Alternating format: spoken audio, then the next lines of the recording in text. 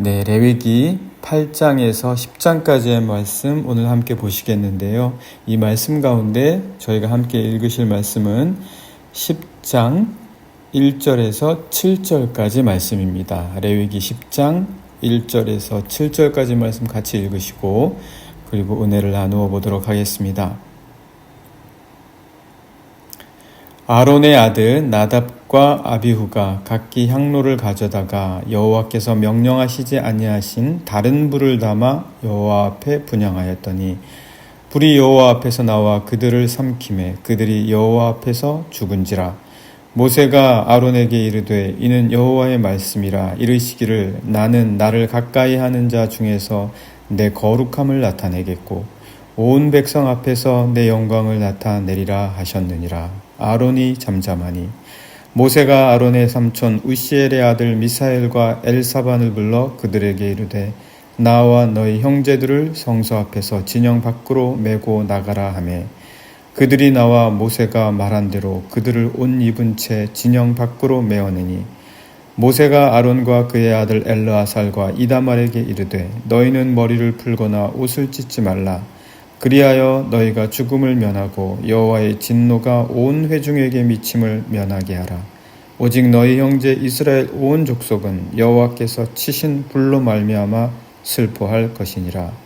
여호와의 관유가 너희에게 있은즉 너희는 회막문에 나가지 말라. 그리하면 죽음을 면하리라. 그들이 모세의 말대로 하니라. 아멘. 네, 이제 레위기 말씀 계속해서 저희가 함께 나누고 계시는데요. 이제 레위기 말씀을 통해서 보시면 오늘은 특별히 이제 제사장들이 위임식을 받고 그리고 그 모든 예식을 치른 후에 번제와 소제와 그리고 화목제와 속죄제를 다 드리면서 분향단에 향을 피우는 모든 과정이 이제 기록이 되어져 있습니다. 그 과정에서 아론의 두 아들이 죽죠. 나답과 아비후가 죽습니다. 어떻게 이런 일들이 벌어졌는지 함께 저희가 보시면은요. 예수님께서 바리새인들을 향하여 심하게 꾸짖으신 경우가 있습니다. 주님께서 바리새인들을 심하게 꾸짖으셨을 때는 언제냐? 바리새인들이 예수님과 제자들에게 율법을 지키지 않는다고 많이 비난을 했거든요.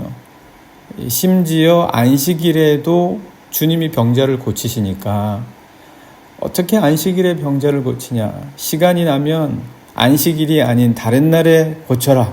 이렇게까지 비난을 했었죠. 바리새인들이. 그러면서 바리새인들이 마치 자신들이 율법의 수호자인 것처럼 행동을 하는 거예요. 그리고 율법을 가장 잘 알고 가장 잘 지키는 것처럼 그렇게 행세를 했습니다. 그래서 주님께서는 그 바리새인들을 꾸짖으시는 거죠. 그리고 그들에게 너희들은 소경이다 그렇게 말씀을 하셨습니다. 소경을 인도하면 그 마지막에 어떻게 했냐? 둘 다 가다가 구덩이에 빠진다. 자기만 빠지는 게 아니라 그를 믿고 따라갔던 모든 사람들이 다 구덩이에 빠지는 거다. 그렇게 말씀을 하시죠. 그게 이제 마태복음 15장 14절에 나와 있는데요.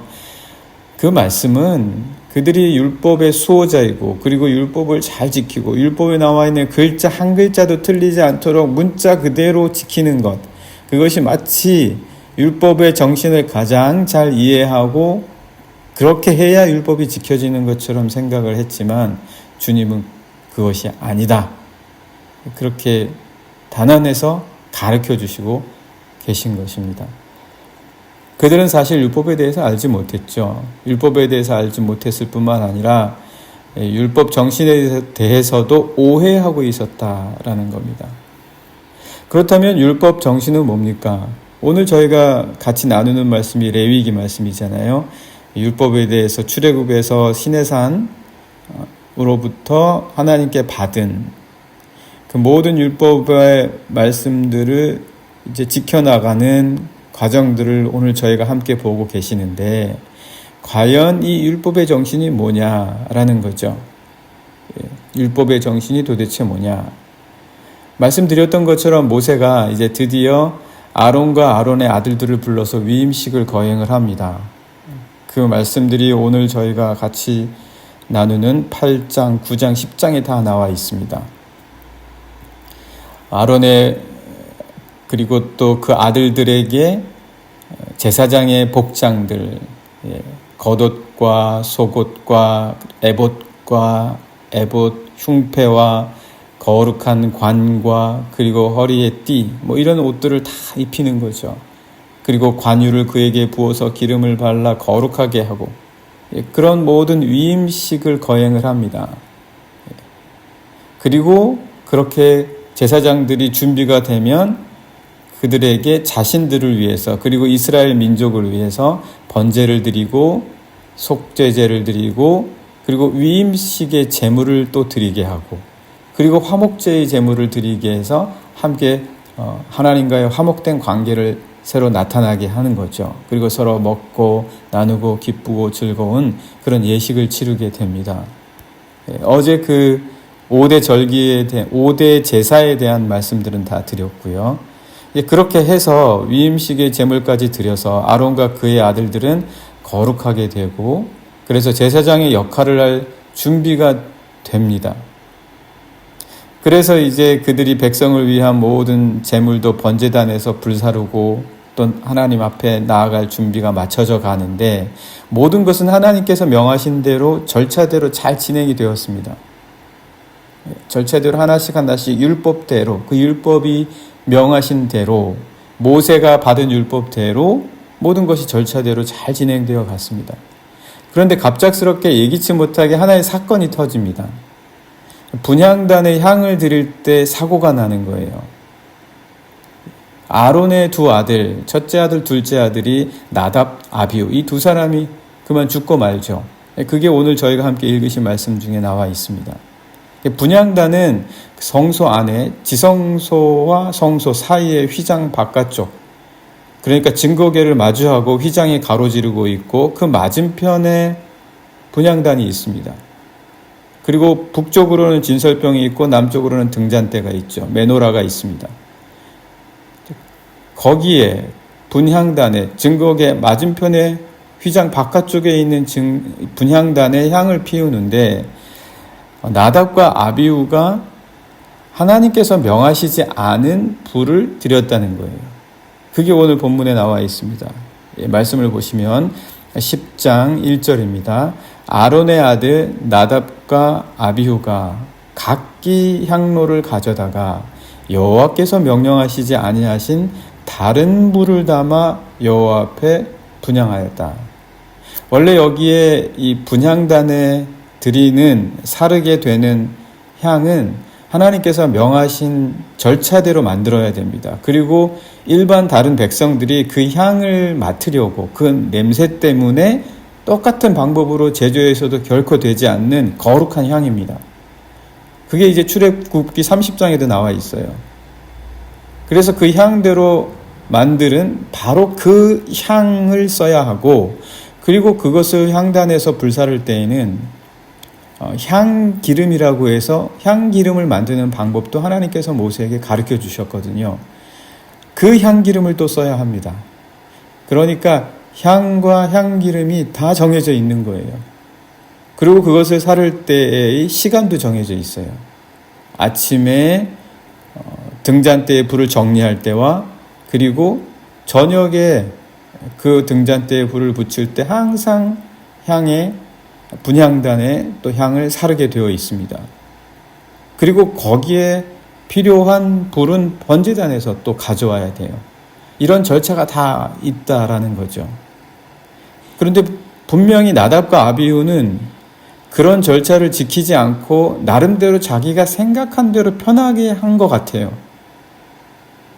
그냥 꼭 그렇게까지 해야 될 필요가 있나라고 생각했을 수도 있죠. 그래서 다른 불을 가져다가 드리니까 그때 어떤 일이 생기게 되냐면 2절의 말씀 보시면 불이 여호와 앞에서 나와 그들을 삼키매 그들이 여호와 앞에서 죽은지라. 갑자기 그 불에 죽고 만 거예요. 하나님의 불 앞에서 나답과 아비후가 죽은 거죠. 자, 그렇다면 왜 이들이 다른 불을 드렸냐라는 거예요. 나답과 아비후가 잘 몰랐을까요? 어떻게 하나님 앞에 분향단에서 향을 살라야 되는지를 몰랐을까요? 모세가 제대로 설명을 해주지 않았을까요? 다 잘 배우고 숙지했는데 갑자기 까먹었을까요? 여러 가지 가능성을 생각해 볼 수는 있습니다.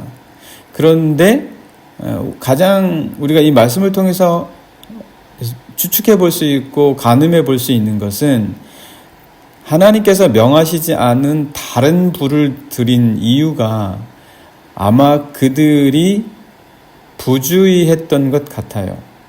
알고도 소홀히 여겼다라는 거죠. 그런데 그들이 이것을 처음 해봤기 때문에 그런 것 같지는 않습니다. 왜냐하면 처음 할수록 더 잘 지키려고 할 거 아니에요. 처음 할수록 더 잘 지키고 긴장되니까. 그래서 더 잘 지키려고 할 수도 있었는데 왜 이 처음에 그들이 이런 실수를 했냐? 왜 부주의했냐? 왜 알고도 지키지 않았다면 왜 그렇게 했냐라는 거죠. 그거를 아마 우리가 생각을 해보면 아론이 여기에 대해서 아무 말을 하지를 못해요. 아론이 자신의 아들들이 만약에 이렇게 죽게 되면 아들들에게 문제가 없음에도 불구하고 죽었을 때에는 뭔가 자신이 하고 싶은 말이 있었을 거예요. 왜 우리 아들들이 제대로 했는데도 불구하고, 아니면 우리가 제대로 할 수 있도록 모세 당신이 우리에게 제대로 가르쳐주지 않지 않았냐라고 하는 것과 같은 그런 말을 할 수가 있었겠죠. 그런데 그런 말을 하지 못하는 걸 보니까 분명히 이거는 모세가 제대로 가르쳐주지 않았거나 배우지 못했던 것이 아니라 그들이 부주의했다라는 거예요. 그게 이제 3절 말씀인데 보시면 모세가 아론에게 이르되 이는 여호와의 말씀이라 이르시기를 나는 나를 가까이 하는 자 중에서 내 거룩함을 나타내겠고 온 백성 앞에서 내 영광을 나타내리라 하셨느니라. 아론이 잠잠하니 할 말이 없는 거죠. 그러니까 우리가 예배를 드리고 제사를 드릴 때에 알면서도 하지 않는 것들이 분명히 있어요. 알면서도 지키지 않는 것들이 있어요. 그러한 모든 부분들에 대해서 이 나답과 아비후가 우리에게 알려주는 것이 있습니다. 하나님께서 원하시는 것이 무엇인데 우리가 알면서도 그렇게 하지 않는 거죠. 그리고 괜찮겠지라고 생각을 하는 거예요. 과연 이런 것들이 우리의 영성을 죽이는 거죠. 우리의 영혼을 죽이는 거예요. 하나님께 가까이 나아간다고 육체는 같지만 정작 우리의 마음과 생각이 가까이 가지를 못하는 거예요. 하나님께서 멀리 하시는 건 당연히 아니죠. 왜냐하면 하나님께서는 가까이 하시기 위해서 이런 절차들을 만들어서 이스라엘 백성들을 나오게 하신 거잖아요. 그래서 모세가 아론에게 그렇게 말하는 거 아니겠습니까? 여호와의 말씀이라 이르시기를 나는 나를 가까이 하는 자 중에서 내 거룩함을 나타내겠다. 자, 그렇다면 나답과 아비후가 도대체 왜 그랬냐? 그 아버지 아론조차 잠잠할 수밖에 없이 만든 이유가 뭐냐? 우리가 모든 것을 다 알 수는 없지만 우리가 추측을 해보건대 그 다음 8절에서부터 11절에 나오는 말씀이 뭐냐면 제사장들은 성막에서 섬길 때 술 마시지 말라는 거예요. 그게 8절부터 11절까지 나옵니다. 오늘 우리가 7절까지 읽었잖아요. 그 다음 8절부터 11절까지 바로 이어져서 이 사건 뒤에 나오는 말씀이 제사장들은 성막에서 섬길 때 술 마시지 마라. 독주를 마시지 말고 피해라. 그 말씀들이 나옵니다. 그게 이제 8절에서부터 보시면 여호와께서 아론에게 말씀하여 이르시되 너와 내 자손들이 회막에 들어갈 때는 포도주나 독주를 마시지 말라. 그리하여 너희 죽음을 면하라. 이는 너희 대대로 지킬 영원한 규례라. 그리하여야 너희가 거룩하고 속된 것을 분별하며 부정하고 정한 것을 분별하고 또 나 여호와가 모세를 통하여 모든 규례를 이스라엘 자손에게 가르치리라. 그래서 아마 이 사람들이 술 마시고 간 거 아니냐? 예. 이때 제사를 드릴 때에 제사 가운데 포도주가 항상 있잖아요. 예. 전제라고 해서 전제는 부어서 드리는 제사잖아요. 그러니까 전제를 드리면서 그 포도주들을 마신 거 아니냐. 그게 온전한 정신이 되겠냐는 거예요. 하나님 앞에 나아가는데 술 취한 정신이 온전한 영으로 하나님 앞에 제사 드릴 준비가 되고 분별할 수 있겠냐는 거예요. 내가 지금 이게 제대로 된 불을 향단에 불사르고 있는 건지 마음대로 지금 갖다가 하고 있는 건지 그걸 어떻게 분별하겠습니까? 술을 마시고 나서. 노아 아시잖아요. 노아가 언제 실수해서 자신의 아들들에게 저주하게 됩니까? 술 취해서 그렇게 됐거든요. 술을 어떻게 사용해야 할지 바울이 디모데에게도 말하잖아요. 너가 아픈 부분이 있으니까 그런 것들은 포도주를 조금 써서 치료하도록 해라. 주신 것들이 다 선한데 그걸 어떻게 사용할 줄을 모르는 거예요. 단지 자기의 즐거움만을 위해서 사용한다면 이렇게 실수한다. 이렇게 분별하지 못한다. 어떻게 제사장이 예배와 제사를 드리는데 독주를 마시고 포도주를 마시고 술 취해서 예배를 드리려고 하냐. 우리가 뭐에 취해서 예배 드리러 갈 수 있겠습니까?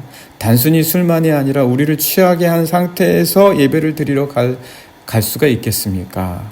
오늘 이 말씀이 이렇게 주십니다. 실수한 거죠. 나답과 아비후가요. 그런데 재미있는 거는요.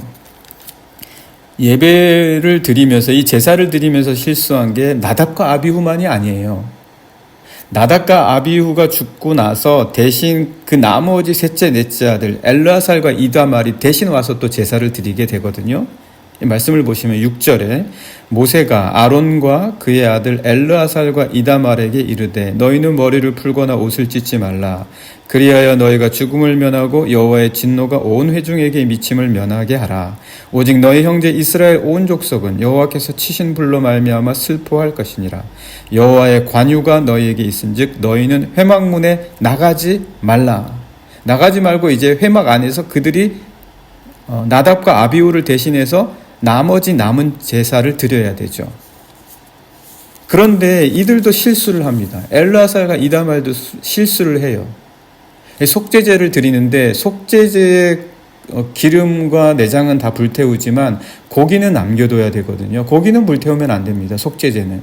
그거는 거제와 요제, 거제는 들어서 제사 드리는 것이고 성물을, 그리고 요제는 흔들어서 제사를 드리는 건데 거제와 요제로 드리는 것은 항상 남겨두어야 합니다. 그런데 그것까지 다 태워버린 거예요. 분별하지 못한 거죠. 그러면 엘르아살과 이다말도 죽어야 되지 않습니까? 그 말씀이 나옵니다. 모세가 어떻게 반응을 하는지 거기에서 16절입니다. 10장 16절에 보시면 모세가 속죄제 드린 염소를 찾은즉 이미 불살랐는지라 그가 아론의 남은 아들 엘르아살과 이다말에게 노하여 이르되 이 속죄제물은 지극히 거룩하거늘 너희가 어찌하여 거룩한 곳에서 먹지 아니하였느냐. 이는 너희로 회중의 죄를 담당하여 그들을 위하여 여호와 앞에 속죄하게 하려고 너희에게 주신 것이니라. 이거는 태우면 안 되는 거예요. 태우면 안 되고 그거는 제사장들이 먹어야 돼요. 먹고 싶든 먹지 않든 배가 부르든 배가 부르지 않든 무조건 먹어야 됩니다. 이거는 죄를 속죄하는 의미가 있는 거예요. 그래서 속죄제 고기는 거제와 요제로 드린 것은 먹어야 되는데 이거를 안 먹고 다 태워버린 거죠. 분별하지 못한 거예요. 그러면 죽어야 되잖아요. 그런데 엘르아살과 이다말은 안 죽었어요. 왜 안 죽냐? 이 사람들은 똑같은 실수인데 똑같이 율법을 어겼는데 똑같이 율법을 분별하지 못했는데 문자 그대로 지키지 못했는데 왜 안 죽는 거냐?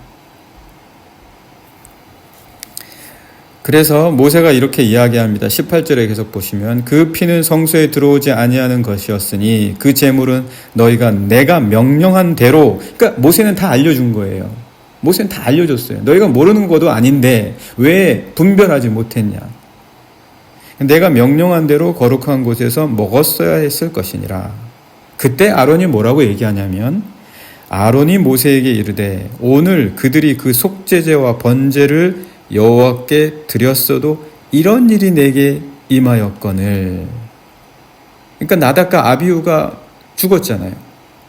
속죄제와 번제를 드렸는데도 죽었어요. 제사를 드렸는데도 나중에 분별하지 못하고 분향단에 잘못된 향을 드리다가 죽었어요.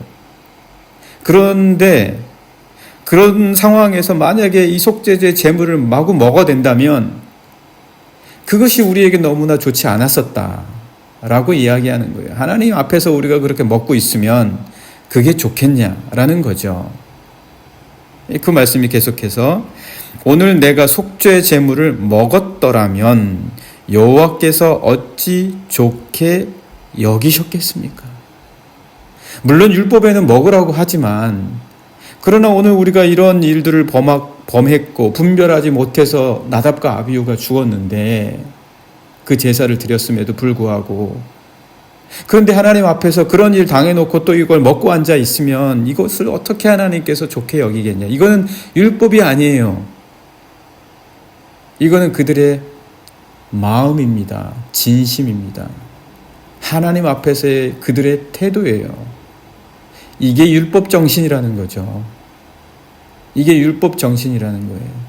그러니까 하나님께서 그들을 좋게 여기셔서 율법을 어겼는데도 나답과 아비후처럼 죽이지 않으시는 거예요.